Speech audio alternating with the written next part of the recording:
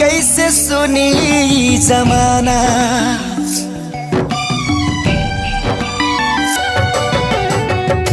हो जइबू दोसर के तू कुछ दिन के बाद बा, दिल पगला रोई बन दीवाना। सतरंगी सपना साजन के मनवा सजावे लागल, पिया मिलन के प्यास जिया में नया नया पा जागल।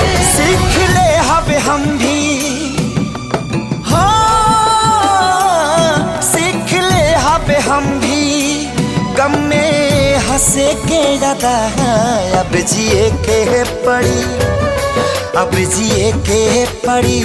प्रीतिया के पीर में नहीं खुदा के दी।